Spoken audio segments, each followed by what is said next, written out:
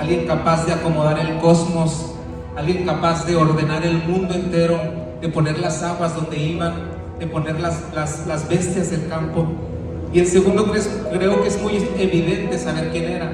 Y estoy hablando de Jesús, el Rey de Reyes y Señor de Señores. Él es el segundo amigo que quiero contarte en esta historia. Y el primero, para los que leen la Biblia, posiblemente tengan una idea y una noción. Era un hombre pescador, era su oficio. Y te estoy hablando de Pedro, que antes era Simón, hijo de Jonás. Y estos dos amigos se conocen un día en la playa, mientras Jesús predicaba a las personas. Dice que le dice a Simón: ¿puedo subirme a tu barca para alejarnos un poco y poder predicarle a las personas? Y Simón le dice: claro, sube. Después de todo era Jesús. Jesús se sube y aparta la barca un poquito, predica, termina de predicar a las personas y después le dice: Simón, boga mar adentro, vamos más profundo. Y le dice: Simón, tira la red. Y le dice Simón: Padre, Señor, he tratado de pescar toda la noche y todo el día y no he conseguido pescar nada, mas en tu palabra echaré la red. Y echa la red Simón, y de volada pesca una multitud de peces. La percepción de Simón hacia el maestro cambia totalmente desde ese día. Y desde ese día va a comenzar una relación que iba a revolucionar el mundo. Y el maestro le dice: Simón, sígueme.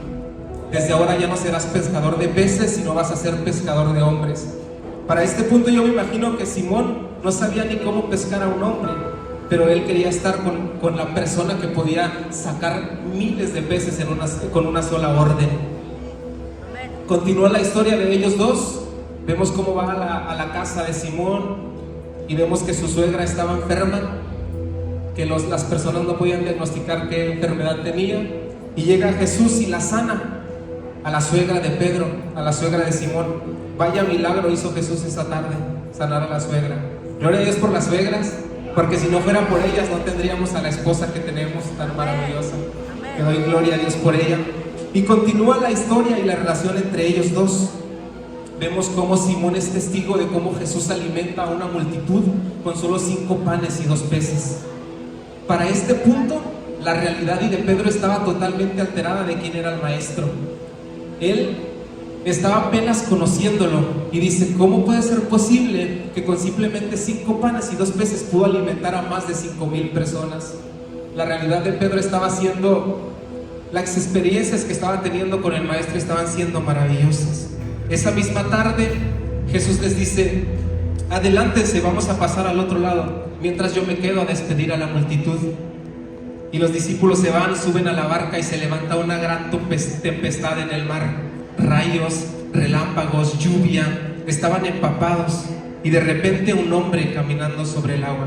Decía el pastor hace unos domingos que es más impresionante que una tormenta impetuosa entre una barca y sus discípulos, un hombre caminando sobre las aguas, sino cualquier hombre, Jesucristo mismo. Y vemos cómo se empiezan a atemorizar los discípulos que estaban en la barca y empiezan a decir: vamos a perecer aquí, vamos a morir. Y ven caminando a Jesús y gritan: ¡un fantasma! Nos vamos a quedar aquí varados, vamos a morir. Y en mi mente me gusta imaginarme las escrituras y creo que el único que no gritó fue Pedro. Tal vez él en su mente estaba calculando: alguien que puede pescar muchos peces en un día, alguien que puede alimentar a una multitud con 5 panes y 2 peces, este no puede ser un fantasma, este tiene que ser Jesús. Y le grita: si eres tú, Jesús, manda que yo vaya a ti sobre las aguas. Una declaración que qué miedo, porque quiero que vean el contexto. Era una tormenta, estaba lloviendo, tenían frío, estaban empapados y estaban aterrorizados por lo que estaba pasando. Y Jesús estaba dando una masterclass de cómo tener paz en medio de la tormenta. Porque muchas de las veces nosotros apenas cae una gota, apenas tenemos una mala decisión, una mala noticia y ya nos estamos ahogando y ya le estamos gritando: Señor, sálvanos que perecemos. Cuando Dios nos estaba enseñando que debemos de tener paz en medio de la tormenta. Él estaba caminando tan tranquilo en medio de una tempestad y le dice: ven. Y Pedro hace lo que hasta donde yo tengo memoria solo 2 personas han podido caminar firmemente sobre el agua. Una única vez, no, 2 veces he ido yo a la playa y he intentado caminar sobre las aguas y siempre me hundo, pero tal vez porque no he recibido una orden de Dios. Entonces Pedro hace lo imposible, lo que en su mente no cabía, y pisa sobre las aguas y empieza a caminar en medio de una tormenta. Quiero que lo dimensionen, en medio de relámpagos, de truenos, de frío, de aire que los movía, que movía la barca, y Pedro se baja. Tal vez los discípulos con miedo decían: no lo hagas, Pedro, es un fantasma que no ves, ¿quién va a andar caminando sobre las aguas? Pero dice: es el maestro y me habló. Y Pedro camina sobre el agua. Después vemos que sí se hunde, y el maestro le dice: ¿por qué dudaste, hombre de poca fe? Y lo saca de la tormenta. Más adelante vemos cómo Jesús empieza a predicarle a las personas cada vez más fuerte, una palabra más dura, una palabra que a veces no nos gusta escuchar, de reprensión, una palabra de exhortación. Y los discípulos le dicen: oye Jesús, la gente se está yendo, tranquilo, porque si no te vas a quedar sin nadie. Y Jesús les dice: si quieren irse ustedes también, adelante, váyanse. Pero Pedro, para este punto, ya tenía la realidad de Jesús muy clara, y le dice: ¿a dónde más iremos, maestro, si solamente tú tienes palabras de vida eterna? ¿A dónde más iremos si solamente tú puedes multiplicar 5 panes y darnos de comer por un año entero? ¿A dónde más iremos? Pedro para este punto ya estaba conociendo cada vez más a Jesús, y su relación de amistad estaba siendo cada vez más estrecha. Después, más adelante, Jesús les dice a sus discípulos: la gente, ¿quién dice que soy yo? Los discípulos le contestaron: unos dicen que eres Juan el Bautista, otros dicen que eres Elías, otros Jeremías, y algunos de los discípulos, o algunos de los profetas, perdón. Y les dice: ok, eso dice la gente, pero ustedes, ¿quién dicen que soy yo? Yo me imagino un silencio mínimo de 30 segundos. ¿Quién es Jesús? Los discípulos se veían tal vez cara a cara, pero Pedro nuevamente responde: tú eres el Cristo, el Hijo del Dios viviente. Y Jesús estaba a punto de hacer una declaración que iba a cambiar la vida por completo de Simón en ese momento aún. Y le dice: bienaventurado eres, Simón, hijo de Jonás, porque no te lo reveló carne ni sangre, sino mi Padre que está en los cielos. Y le dice: y a ti también te digo que tú eres Pedro, y sobre esta roca edificaré mi iglesia, y a ti te daré las llaves de los cielos. Para lo que ates en la tierra sea atado en los cielos, y lo que desates en la tierra sea desatado en los cielos. Pedro estaba recibiendo un llamado y una responsabilidad tan grande que no me imagino cómo se sentía. Las llaves de los cielos las tenía ahora Pedro. Él podía causar milagros, podía causar un alboroto. Y vemos cómo más adelante, yo no me imagino después de esta declaración cómo se sentía Pedro, pero tal vez agarró la onda y dijo: ok, yo soy la roca, ya, yo soy la roca y tengo las llaves de los cielos, sí, yo soy la roca. Y esa misma tarde le dice Jesús: es necesario que vaya a padecer a Jerusalén ante el sumo sacerdote y los ancianos. Y Pedro lo agarra y le dice: no, maestro, ¿cómo puedes ir ahí? Y le dice: apártate de mí, Satanás. Al que le había dado las llaves de los cielos, ahora lo estaba llamando Satanás. Y a veces nosotros, porque el pastor nos dice una palabra fuerte, ya nos ofendimos, o porque nos hicieron una cara, ya nos queremos ir de la iglesia. Aquí le estaba diciendo a Pedro Satanás, y hace tan solo unas horas le estaba diciendo que tú eres la roca y que en esta iglesia voy a edificar mi casa. La vida de Pedro estaba convirtiéndose en una locura. Su llamado estaba siendo tan grande, y hoy Dios me decía que hay tantos llamados en esta iglesia que Él ha puesto, pero que tal vez se han ahogado por diferentes circunstancias o diferentes cosas que pasamos nosotros como cristianos, pero que hay llamados que Dios hizo. Y no sé por qué siento, pero este año se tienen que levantar muchos hombres y mujeres de esta casa. Van a predicar, van a empezar a ver cosas maravillosas. Y Dios me decía que hay llamados tan grandes que hay aquí, pero que a veces se están ahogando. Vemos cómo Pedro ya estaba conociendo cada vez más al Maestro. Quiero que no pierdan de vista, porque es una relación entre ellos dos, entre Jesús y Pedro. Pedro se vuelve del círculo íntimo de Jesús. Es uno de los 3 discípulos que Jesús los invita al monte a transfigurarse enfrente de ellos. Pedro tuvo la experiencia más maravillosa, que hasta donde sé solamente Pedro ha visto a Jesús en todo su esplendor cuando Jesús aún era un hombre carnal como nosotros. Lo sube al monte y se transfigura delante de ellos, y se presenta también Elías y Jeremías, me parece. Y vemos, no me imagino cómo se sentiría Pedro ante semejante esplendor, ante ver a Jesús con toda su gloria tan inmensa. Y propone: oigan, ¿por qué no nos quedamos aquí? ¿Qué les parece si hacemos unas casitas? Aquí nos quedamos con Elías, aquí nos quedamos con Moisés, aquí nos quedamos con Jesús en toda su gloria. Hay que quedarnos aquí. Pero no, el maestro le dice: no, es necesario que vayamos. Pero fue tan privilegiado ver a Jesús con toda su gloria, ver a Jesús en todo su esplendor. Qué maravilloso es ver a Dios. Si yo con un toque de su presencia me derrito, no me imagino cómo sentiría al verlo con todo su poder y con toda su ímpetu de Dios. Si yo con un solo toque de su presencia me muero y me derrito por su presencia y quiero cada vez más de Él, no me imagino la vida de Pedro cómo estaba siendo transformada. Si para el momento en el que había alimentado a 5,000 personas con 5 panes y 2 peces, ya estaba la realidad de Pedro muy alterada, para este momento no me imagino cómo estaba Pedro. ¿De qué es capaz Jesús? ¿De qué es capaz este Mesías? ¿De qué es capaz este Maestro? Y después, llegando casi al final de la historia de ellos, en la última cena de Jesús que tiene con sus discípulos, le dice una declaración a Pedro que no la iba a aceptar tan amablemente. Y le dice: Pedro, de cierto te digo que esta noche me negarás 3 veces antes de que cante el gallo. Y Pedro le dice: no, maestro, si es necesario a la cárcel voy contigo, inclusive a la muerte estoy dispuesto a ir por ti.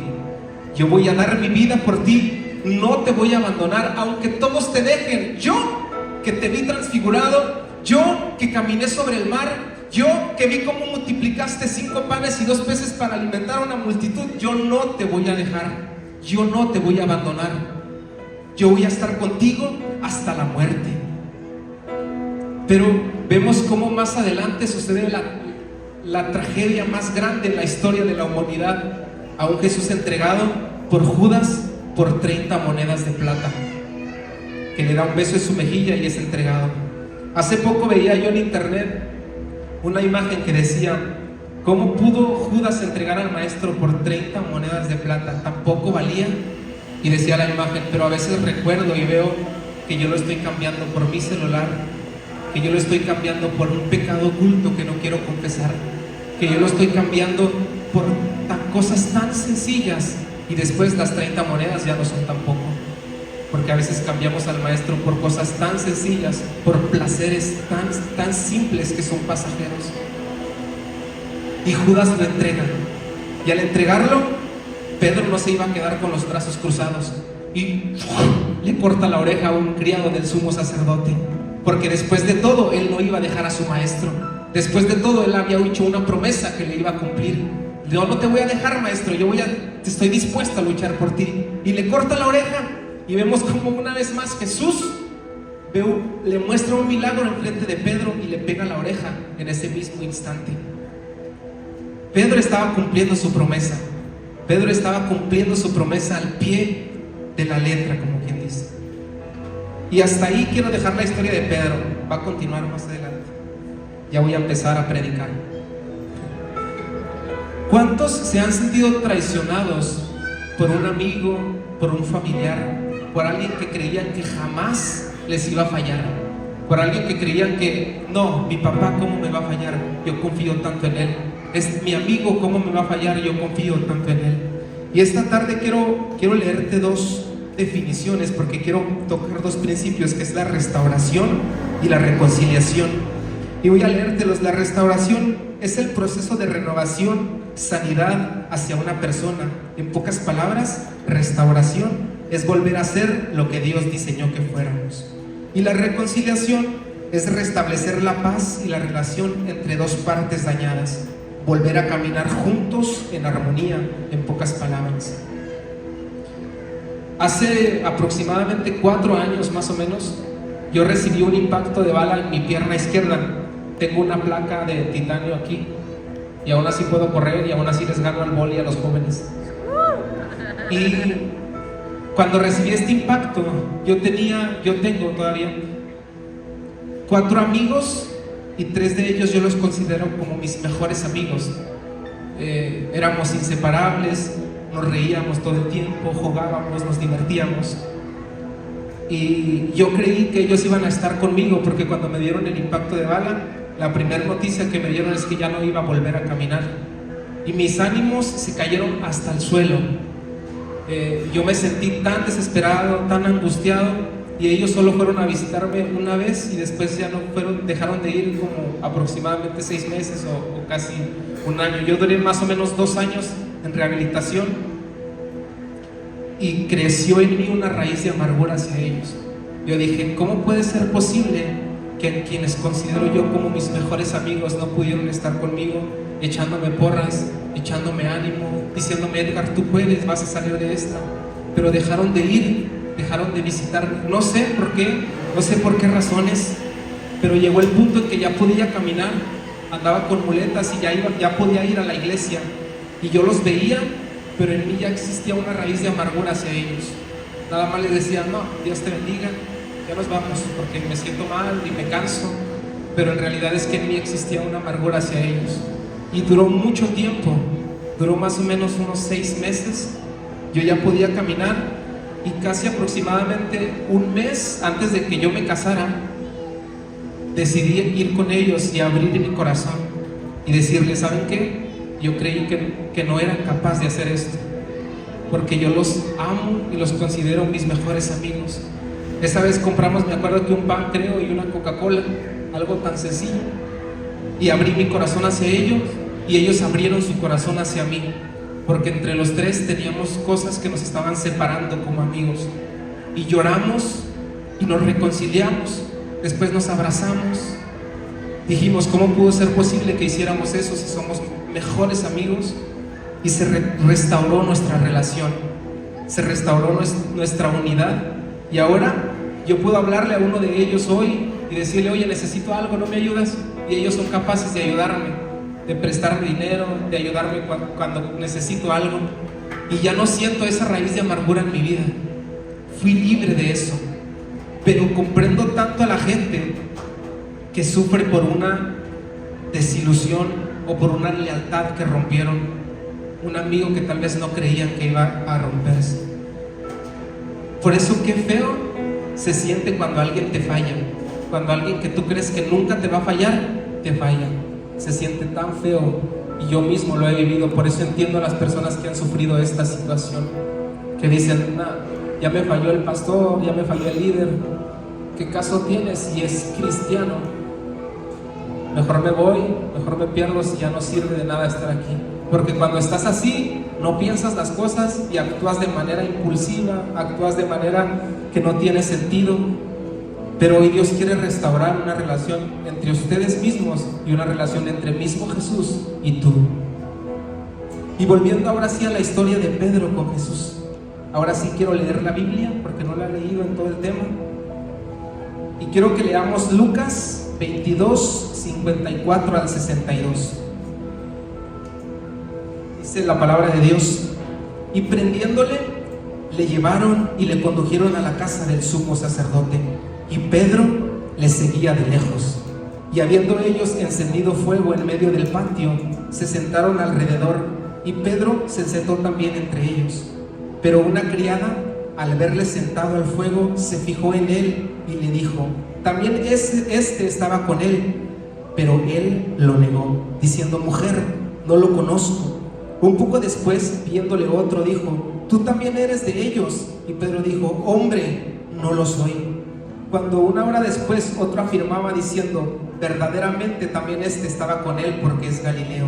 Pedro dijo: hombre, no sé lo que dices. Y enseguida, mientras él todavía hablaba, el gallo cantó. Entonces, vuelto el Señor, miró a Pedro, y Pedro se acordó de la palabra del Señor que le había dicho: antes de que el gallo cante, me negarás 3 veces. Y Pedro, saliendo fuera, lloró amargamente. ¿Cuántos han llorado amargamente alguna vez en la vida? ¿Alguna vez por una situación o por cualquier cosa? Creo que todos, al menos yo he llorado amargamente. Y si no has llorado amargamente, posiblemente sí, pero no sepas qué significa. Y quiero leerte. Cuando alguien llora amargamente, normalmente se describe usando expresiones que transmiten dolor profundo, tristeza intensa o una emoción muy fuerte. Algunas formas comunes de describirlo son llorar con desconsuelo, llorar desconsoladamente, llorar con amargura, romper en llanto, estallar en un llanto profundo, llorar desde lo más hondo del corazón, llorar como si el alma se le rompiera. Al menos yo he llorado alguna vez amargamente. No sé si ustedes han llorado alguna vez amargamente. Tal vez cuando recayeron en un vicio que prometieron que iban a romper y después fallaron, le fallaron a su mamá, les fallaron a sus padres y dijeron: ¿cómo puede ser posible que le he fallado al ser que más amo? Llorar amargamente duele, llorar amargamente es doloroso y te quiebra el corazón, pero hoy hay una restauración de Dios también para su vida, yo lo creo. Y cuando alguien llora amargamente se siente tan feo. Y quiero describirte un poco cómo pasó todo, porque Pedro tenía una promesa. ¿Qué le había prometido a Jesús? Si están poniendo atención, ¿qué le había prometido? Que iba a estar con él hasta la muerte. Que yo no te voy a dejar, Jesús, yo jamás voy a negarte. Y vemos cómo va detrás cuando arrestan a Jesús, le cortan la cabeza, Jesús se la pega al criado del sumo sacerdote y Pedro va por detrás siguiéndolo, porque después de todo él no iba a negar a su maestro. Va detrás mientras arrestan al maestro, ve cómo lo meten a la casa del sumo sacerdote y Pedro va por detrás, porque él no iba a dejar que mataran a su maestro. Llega un punto donde se sienta donde unas personas estaban calentando sus manos y le empiezan a decir: ¡Hey! Este estaba con él, también arréstenlo. Pedro: no, yo no estaba con él, yo ni lo conozco. Ay, la primera vez que lo niega. Después una criada del sumo sacerdote le dice: este también estaba con él, yo lo vi. No, mujer, no sé lo que dices, yo no lo conozco. Y otro evangelio dice que inclusive blasfemó en contra de Jesús. Y le dicen la tercera vez: este es como ellos, inclusive habla, camina, hace las mismas cosas que ellos, es Galileo, tiene que ser uno de los seguidores de Jesús. Y le dice: yo no lo conozco a ese, yo no sé ni quién es. Y enseguida cantó el gallo. Y Pedro, me gusta este evangelio porque dice que vuelto Jesús lo vio. Cruzaron miradas Jesús y Pedro. Y yo me preguntaba: ¿cómo vería Jesús a Pedro? Tal vez una mirada de: te lo dije, Pedro, me ibas a fallar. O una mirada de: Pedro, me habías hecho una promesa, ¿cómo pudo ser posible que me fallaras? Pero yo me voy más por una mirada de amor y de decirle: Pedro, lo sabía, tranquilo, voy a restaurarte. Yo sabía que esto iba a pasar, yo sabía que me ibas a fallar, tengo que restaurarte. Y cruzaron miradas. Dicen que una mirada habla más que 1000 palabras. Y cuando miras a alguien que amas con ojos de amor, la persona puede entender qué es lo que le dijiste. Como si ahorita veo a mi esposa, bueno, no sé dónde está, pero ahí estaba ahí. Pero si yo la veo, ella sabe qué es lo que mis ojos le están diciendo. Y Pedro tuvo que discernir qué era lo que le decía el maestro. Y no sé qué sintió él, pero él lloró amargamente. ¿Cómo le pude fallar a mi maestro? ¿Cómo pude cometer semejante cosa? Y quiero contarte una historia mía personal que me da mucha pena y mucha vergüenza contarlo. Creo que es la segunda vez que lo cuento públicamente. Pero yo trabajaba en una mina, tenía a mi cargo una camioneta, yo supervisaba a ciertas personas que trabajaban en el interior. Para bajar a la mina te tardas aproximadamente 40, 30 minutos por todos los protocolos de seguridad que hay para llegar hasta el destino donde vas a trabajar. Y yo me acuerdo, para bajar te quitan tu celular, no permiten que bajes con él. Yo me acuerdo que tenía una memoria con cantos cristianos, con cantos que me gustan, como de Alex Zurdo, de Miel San Marcos, de Lucero Pulido. Yo tenía cantos que yo disfrutaba cuando iba bajando a la mina y cantaba porque iba yo solo en la camioneta. Y me acuerdo que había un ingeniero que le echaba tanta tierra a los cristianos, que los juzgaba, que se burlaba de ellos, que decía, los retaba con preguntas retadoras y después se burlaba. No sé, preguntaba como, si eres cristiano, a ver, haz que vuele esta piedra. Y uno decía, pues ¿cómo? Hacía preguntas de ese tipo y a mí me daba miedo encontrarme con él. Y una tarde yo estaba en el turno de la noche, llego y el ingeniero me dice, oye, le presté la camioneta a tal ingeniero, se quedó porque iba a trabajar durante el día y se va a quedar porque hay cosas que hay que arreglar en la noche. Así es que bajas con él, por favor, y lo dejas en el lugar donde va a trabajar y ya, tú te sigues haciendo tus actividades. Y yo dije, la memoria. Y ya, llegué al punto, a la rampa donde tenemos que bajar. Y le dije, súbase. Y se subió a la camioneta conmigo, íbamos los dos. No puse la memoria, obviamente. Y me dijo, oye, ayer agarré la camioneta, bueno, hoy en el día. Y había una memoria con música de los cristianos. Y se empezó a reír. Y me dijo, ¿tú eres cristiano? Y le dije, no. Algo en mí se rompió ese día. ¿Qué dije? Pero le dije, no. He ido a la iglesia, pero no. Y me sentí muy mal. Y lo que terminó de romperme fue que él me dijo, bueno, es que estaban chidas y me surgieron dudas que quería hablar con un cristiano. Oh. Mi oportunidad de predicarle a alguien se esfumó. Y justamente hace unos domingos en la iglesia había contado el pastor una anécdota que un hermano dijo, pasó a dar gracias y dijo, doy gracias a Dios porque en mi trabajo no saben que soy cristiano. Y yo me acuerdo que estaba sentado y me reí. Dije, ay, ¿cómo puede ser posible? Y lo estaba haciendo yo. Me acuerdo que lo dejé en el lugar en el que iba. Yo me seguí en mi camino, me metí en un nicho. En la mina hay como unas cuevitas donde tú estacionas la camioneta para bajarte a trabajar. Me estacioné, apagué las luces y lloré. Y le dije, ¿cómo puede ser posible? ¿Qué he hecho? Y empezó el enemigo a susurrarme voces, diciéndome, ¿y eso que cantas en la iglesia? ¿Eso que cantas y que tocas el piano? ¿Cómo puede ser posible que no reconozcas a tu maestro? ¿Cómo puede ser posible que no reconozcas a tu Jesús? Y me sentí tan mal, de verdad que esa semana, ese día, yo decía, ¿para qué sirvo si ni siquiera me atrevo a decir que soy cristiano delante de alguien que los juzga? Y me sentí muy mal. Me acuerdo que lloré todo el día, me sentí tan desconcertado, ni pude trabajar porque había negado a mi maestro. Y entonces comprendí a Pedro. Dije, qué feo sintió Pedro cuando negó al maestro. Y si a mí me susurraron esas voces, que no le pudieron haber dicho a Pedro? Y eso que tienes las llaves de los cielos, Pedro. Tú eres la roca donde va a fundar la iglesia, Jesús. ¿De verdad eres la roca y no reconociste a tu maestro? No me imagino cómo se sentía Pedro, pero me puedo dar una idea porque dice que lloró amargamente. El alma se le rompió porque después de todo le había fallado al maestro cuando le había prometido, yo nunca te voy a fallar, yo voy a estar contigo hasta la muerte, Jesús. Pero lo había fallado no una, no dos, 3 veces. Y a veces nosotros le fallamos no una, no dos, no 10, no 20, tantas veces. Y se siente tan feo fallarle a Dios.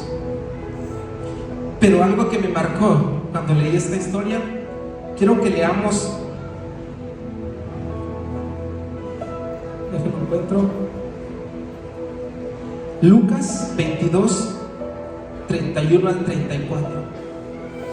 Dice, dijo también el Señor, Simón, Simón, he aquí, Satanás os ha pedido para zarandearos como a trigo, pero yo he rogado por ti que tu fe no falte. Y tú, una vez vuelto, confirma a tus hermanos. Él le dijo, Señor, dispuesto estoy a ir contigo no solo a la cárcel, sino también a la muerte. Y le dijo Pedro, te digo que el gallo no cantará hoy antes de que tú me niegues. Me gusta mucho porque dice, pero yo he rogado por ti para que tu fe no falte. Quiere decir que un momento por lo menos un día en el que Jesús subía al monte a orar con el Padre, a orar con Dios, hubo un momento en el que tuvo una conversación con Pedro. Yo no sé cómo oraba Jesús, posiblemente oraba de rodillas, y tal vez le dijo el Padre: Jesús, me han pedido a Pedro para zarandearlo como a trigo. Cuando se zarandea el trigo, se mueve todo porque tiene que salir limpio el trigo. Pero dice: por favor, Señor, está bien, zarandealo, pero solamente te pido una cosa, que su fe no le falte, que su fe no le falte, porque yo tengo planes para Pedro, yo tengo un propósito para Pedro, yo tengo un llamado para Pedro. Así es que yo le di a él las llaves y dije que sobre esa roca iba a fundar mi iglesia. Solamente haz lo que quieras, pero su fe no se la toques, que él siga creyendo en mí. Y Dios me decía que hubo una oración por ti, y hay una oración por ti que hizo tu pastor, que hizo tu mamá, que hizo tu abuelo, que hizo tu hermano, que hizo tu amigo, para que tu fe no faltara, y cuando le fallaras a Jesús, tu fe no fallara. Y yo me imagino que hubo una oración que hizo tal vez mi mamá por mí, y que el maestro dijo: me han pedido a Edgar para darle un disparo en la pierna, para ver cómo actuaba y cómo reaccionaba. Y tal vez Jesús dijo: adelante, pero solamente te pido que su fe no se la toques, porque tengo un propósito con él mayor, porque tengo planes para él más grandes. Tal vez Dios dijo: me han pedido a Juan para zarandearlo como a trigo, pero yo tengo un propósito más grande con él. No le toques su fe, no le toques su fe. Me han pedido a Yamilet para zarandearla como a trigo, pero solamente te pido que está bien, pero no le toques su fe, porque tengo un propósito más grande, tengo un llamado más grande para ella. Hoy Dios quiere restaurar muchos llamados que hay aquí. Y si los restaura, también quiere dar muchos llamados, porque Dios tiene tantos planes para tu vida. Amén. Y entendí que hubo una oración que hicieron por Pedro, porque Jesús sabía que lo iba a negar, pero hubo una oración que si no la hubiera hecho, tal vez Pedro jamás se hubiera vuelto.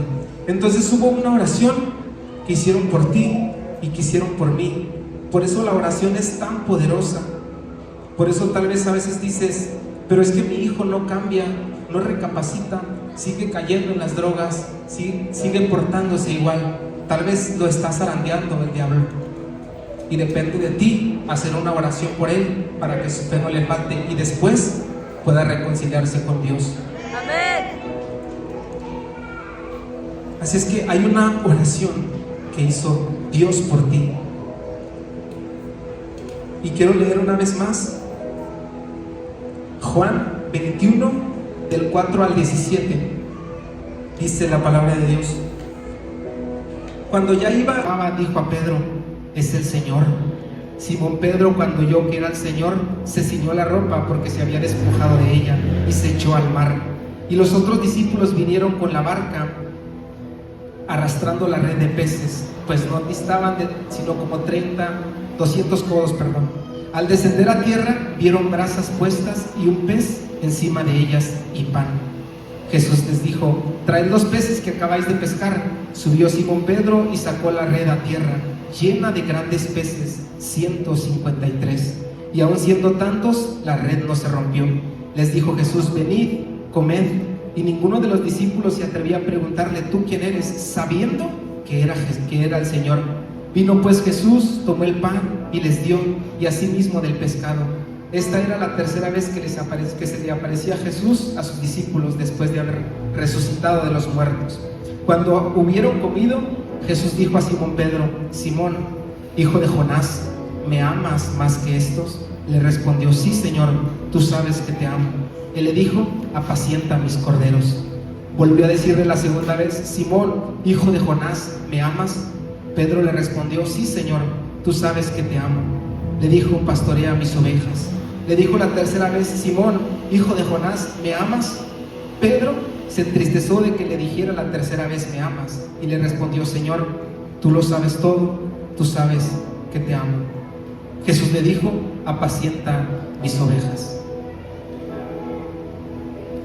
¿Cuántos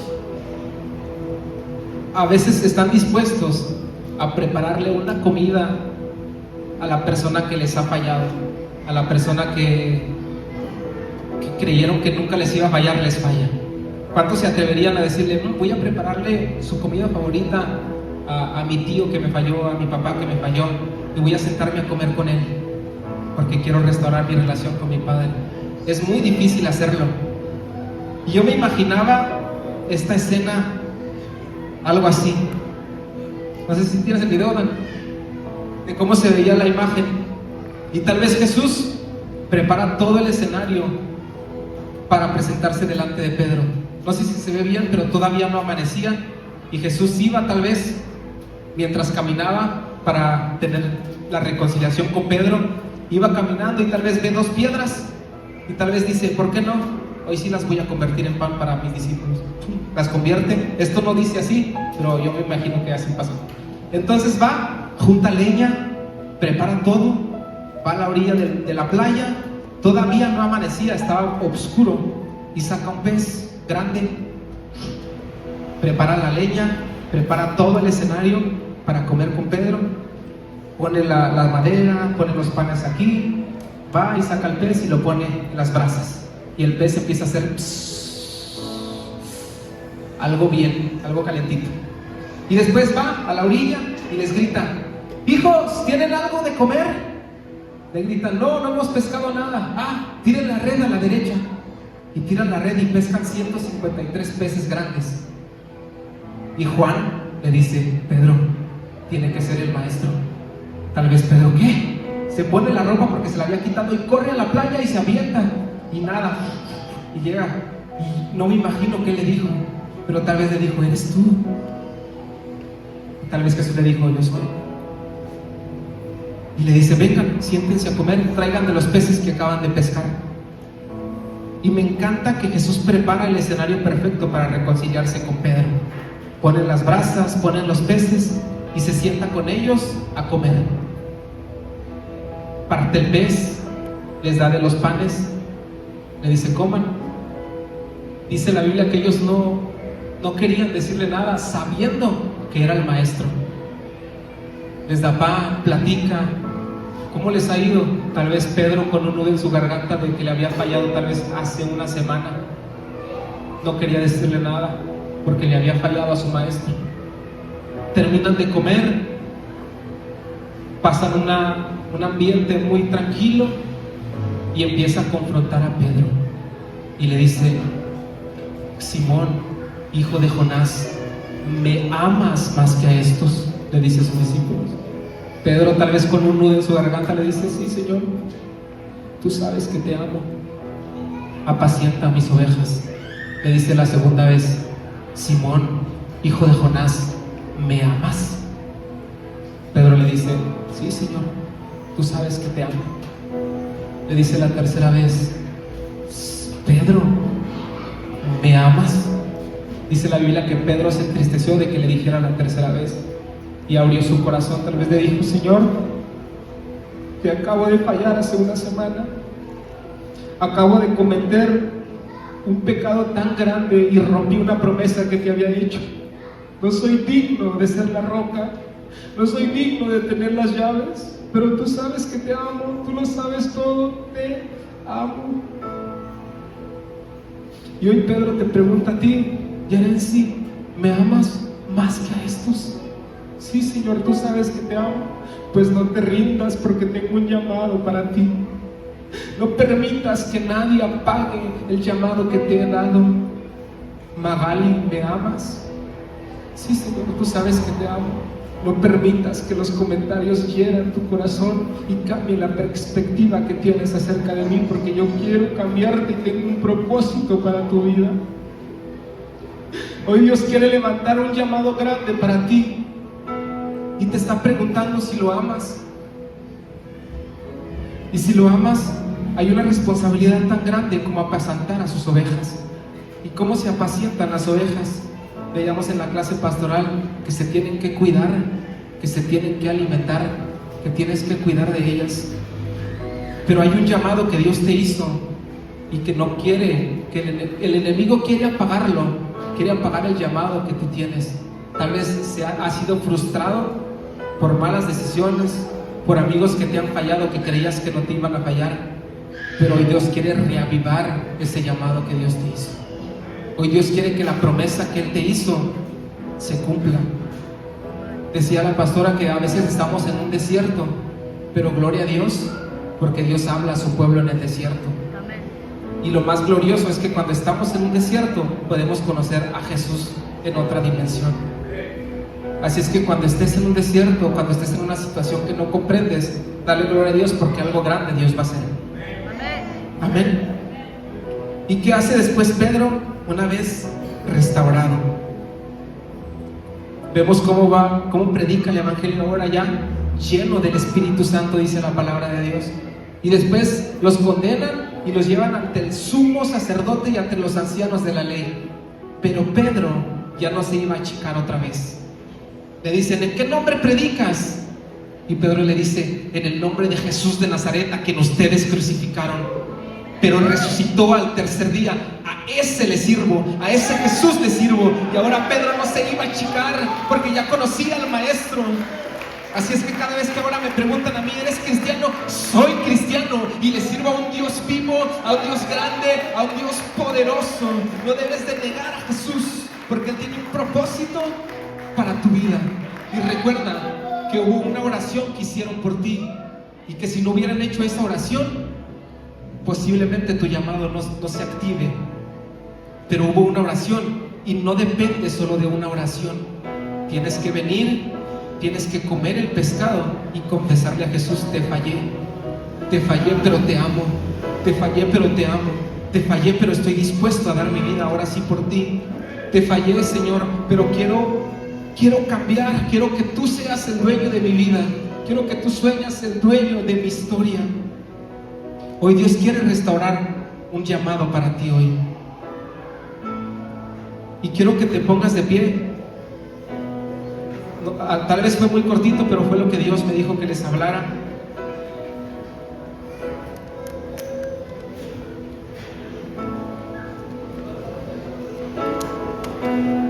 Así es que el Maestro Jesús ya preparó todo el escenario para que hoy te reconcilies con Él y tu llamado vuelva a florecer y tu llamado vuelva a activarse. Me encanta porque tú no tienes que hacer nada, el Maestro lo hace todo. Todos los domingos, todos los miércoles, el Maestro prepara un desayuno para ti, una cena, una comida, para que tú platiques con Él. Y después sí te va a confrontar y te va a decir: ¿me amas más que a estos? Depende de ti abrir tu corazón hacia Él y decirle: Señor, te fallo tanto, pero te amo y quiero que cambies mi vida, porque yo quiero ser usado para ti. Y hace poco escuchaba que el pastor decía una experiencia que tenía el pastor Giovanni, que le preguntó al Espíritu Santo: Espíritu Santo, ¿cómo estás? Y que el Espíritu Santo le contestó: todopoderoso. Y se me ocurrió una vez mientras iba manejando preguntarle, y le dije: Maestro Jesús, ¿cómo estás? ¿Y qué creen que me dijo? Me dijo: Edgar, estoy dispuesto. Estoy dispuesto. Y luego me dijo: yo te pregunto a ti, ¿tú cómo estás? ¿Estás dispuesto? Yo le dije: estoy dispuesto, Señor. Ok, si yo estoy dispuesto y tú estás dispuesto, ¿qué impide que mi gloria se manifieste cuando tú hables? Así es que el Señor está dispuesto hoy para entregarte el milagro que necesitas, para reconciliarse contigo y para restaurar un llamado que Él ya te dio. Así es que Dios ya preparó todo hoy para que vengas a Él y te reconcilies. Así es que te invito, mientras cantamos algo, ¿por qué no pasas aquí y le dices: Señor, te amo, te amo? Porque hoy Dios te está preguntando: ¿me amas más que a estos? Porque no tomas la decisión de venir y decirle: Maestro, yo te amo y te fallo todos los días, pero estoy dispuesto a que restaures mi relación, estoy dispuesto a que cambies mi vida, porque quiero servirte, porque quiero amarte.